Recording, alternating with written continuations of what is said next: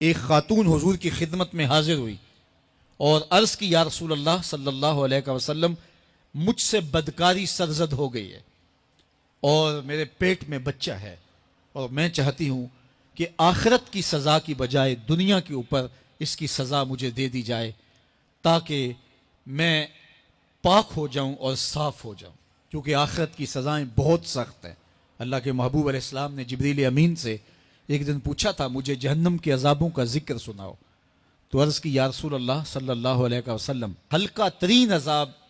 یہ ہے کہ جہنمی کے پاؤں میں آگ کے جوتے رکھے جائیں گے، باقی اس کے پورے بدن پہ آگ نہیں ہوگی، صرف آگ کے جوتے اس کو پہنائے جائیں گے، لیکن اس کی حدت، گرمی اور شدت اتنی ہوگی یغلی منہما دماغہ، اس کی شدت سے اس کا دماغ پگھل کر ناک اور کانوں کے ذریعے سے باہر آنا شروع ہو جائے گا۔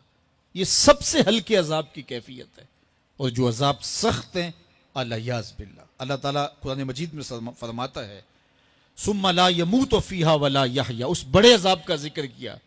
جو جہنمیوں کو دیا جائے گا، فرمایا اس عذاب کی کیفیت یہ ہوگی بندہ نہ جیے گا نہ مرے گا۔ جیے گا اس لیے نہیں کہ آگے اور پیچھے دائیں اور بائیں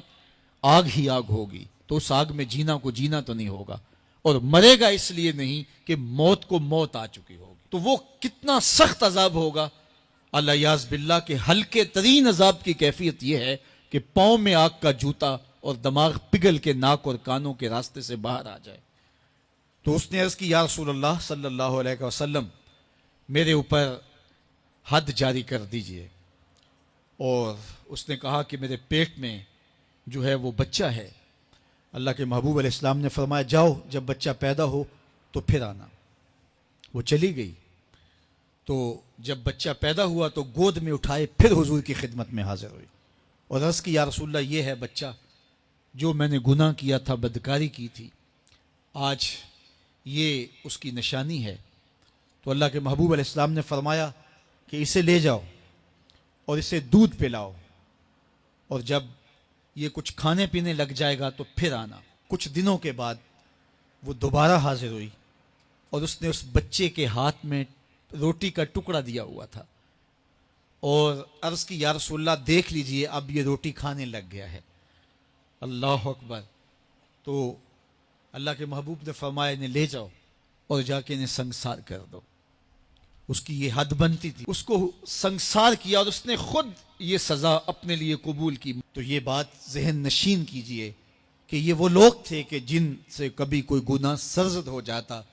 تو وہ جلد توبہ کرتے، اور اس کی بڑی سے بڑی حد اور سزا بھی ہوتی تو وہ بھی کاٹنے کے لیے تیار ہو جاتے۔ میں اور آپ دیکھیں کہ ہماری زندگی میں اگر گناہ ہیں اور ہمیں سچی توبہ کی توفیق بھی نصیب نہیں ہے تو پھر ہم سوچ لیں کہ ہم کہاں کھڑے ہیں۔ دیکھیے اللہ دلوں کے بھید جانتا ہے۔ سچی توبہ یہ ہے کہ جو کیے پر ندامت ہو اور آئندہ نہ کرنے کا عزم مصمم ہو، پکا ارادہ ہو کہ یہ گناہ زندگی میں دوبارہ نہیں کروں گا۔ الگ بات ہے کہ پھر دوبارہ اس سے سرزد ہو جائے، لیکن جب وہ توبہ کر رہا ہو تو اس وقت اس کا پختہ عزم ہو اور اس کے دل کے کسی گوشے میں نہ ہو کہ چلو میں توبہ کر لیتا ہوں اور پھر ہو گیا تو پھر کر لوں گا۔ پکا عزم ہو کہ دوبارہ یہ گناہ نہیں کروں گا۔ اور اگر زبان سے توبہ توبہ کر رہا ہو اور دل میں ہو کہ ٹھیک ہے یہ تو صبح بھی مجھ سے عمل بد سرزد ہونا ہے، تو اللہ تعالیٰ سے یہ مذاق کرنے والی بات ہے، اور اللہ تعالیٰ سے جو مذاق کرتا ہے وہ کہاں کھڑا ہے وہ خود سوچ لے۔ وہ کیا کسی نے کہا تھا کہ توبہ کی پھر توبہ کر کے توڑ دی، میری اس توبہ پہ توبہ توبہ توبہ کر اٹھی۔ تو ایسی توبہ نہیں ہے کہ جو رسماً کسی مجلس میں چلے گئے، کسی اجتماع میں چلے گئے تو سب لوگوں نے توبہ توبہ کی تو وہ بھی توبہ توبہ کرتا رہا، لیکن اس کا عزم مصمم پختہ ارادہ نہیں تھا گناہوں کو چھوڑنے کا، تو یہ توبہ نہیں، یہ مذاق ہے۔ اس لیے اللہ کے حضور سچی توبہ یہ ہے کہ ما قبل کے گناہوں سے ندامت پیدا ہو جائے اور سچے دل سے ارادہ کیا جائے، پختہ عزم کیا جائے کہ دوبارہ میں یہ گناہ نہیں کروں گا۔